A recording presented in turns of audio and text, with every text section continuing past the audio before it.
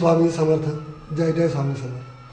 समर्थांचं गुणगान गाण्याकरता मी शब्दशः भिकारी आहे, कारण मी तेवढं गुणगान आणि त्यांची आलेली प्रचिती हे मी शब्दामध्ये वर्णन करणं मला तरी अशक्य पडीतली गोष्ट आहे. पण जे काही ते देतील त्यांच्या शब्दरूपातून त्यांची महती थोडीफार तुमच्याकडे तुमच्यासमोर मांडत आहे. प्रथम 1996 साली ज्या टायमाला ही जागा घेतली त्यावेळेस आम्हाला महत्त्वाचा प्रश्न होता तो पाण्याचा, आणि बोर घ्यायची कुठे हे लक्षात न आल्यामुळे समर्थांच्याकडे धावा घेतला आणि समर्थांना आरती करत असताना सांगितलं, समर्था आम्हाला पाणी घ्यायचं कुठे हे सांगा की या जेणेकरून आम्हाला पाण्याचा प्रश्न जो आहे तो पूर्णपणे सुटेल. पहाटेच्या दुसऱ्या म्हणजे त्यावेळेस झोपल्यानंतर आरती झाल्यानंतर जेव्हा पहाटे आम्ही झोपलो तेव्हा झोपेमध्ये समर्थांनी दृष्टांत दिला, अरे उठ, झोपतोयस काय, बाहेर जा. बाहेर गेल्यानंतर तुला जिथे एक छोटंसं कुत्र्याचं पिल्लू जे बाहेर जिथं माती उकरते त्याच ठिकाणी तू जा आणि तिथेच पाणी घे.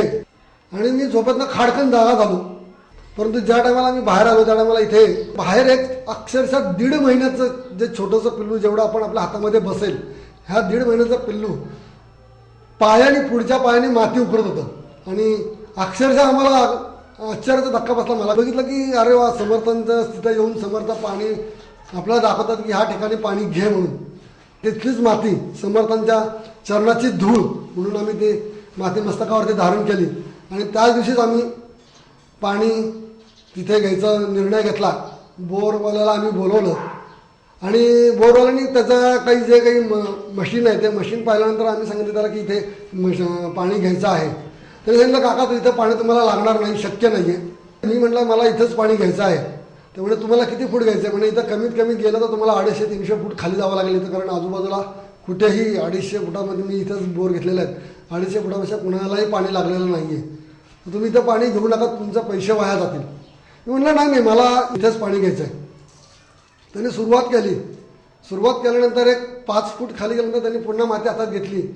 मी माझं आयुष्य या बोरमध्ये गेलेलं आहे, माझे केस पांढरे झालेले आहेत आणि हे बघा इथे तुम्हाला पाणी लागणार नाही, तुम्ही पैसा फुकट वाया घालवत आहे. म्हणजे माझे पैसे वाया गेले तर माझे जाणार आहेत, तुझे जाणार नाही आहेत, कारण मी बाकीचं त्याला काही सांगितलं नव्हतं तोपर्यंत. आणि त्यांनी सुरुवात केली. बोर गेल्यानंतर बरोबर 10 फूट गेल्यानंतर अक्षरशः पाण्याच्या चळकंड्या, आमच्या घराच्याही वरती पाण्याच्या चळकंड्या अक्षरशः जो जर त्याला पाणी कंट्रोल व्हायना एवढं पाणी तिथे लागलं. आणि पाणी आल्यानंतर आम्ही मोठा समर्थांचा जबरदस्त धावा केला आणि जय जयकार करत पहिला पाण्याचा तांब्या समर्थांच्या चरणी समर्पित केला की तुमच्या चरणाचीच ही गंगा आहे आणि ती समर्थांच्या चरणी आम्ही समर्पित केली.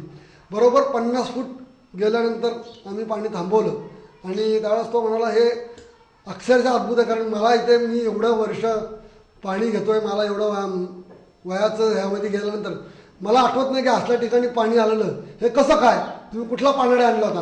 म्हटलं तुम्हाला पाण्याला पाहायचा आहे का? चला म्हटलं मी पाण्याडा दाखवतो तुम्हाला. म्हणजे इथं आहे का? म्हटलं हो. म्हणजे मला त्याचा फार उपयोग होईल, चला म्हणे. हे माझे पाण्याडे आहेत आणि यांनीच मला हे पाणीचं दाखवलं. ह्या तीर्थाचं वैशिष्ट्य असं आहे की अक्कलकोटच्या पाण्याची चव आणि ह्या पाण्याची चव अक्षरशः सारखीच आहे. तुम्ही सिद्ध करून पाहू शकता.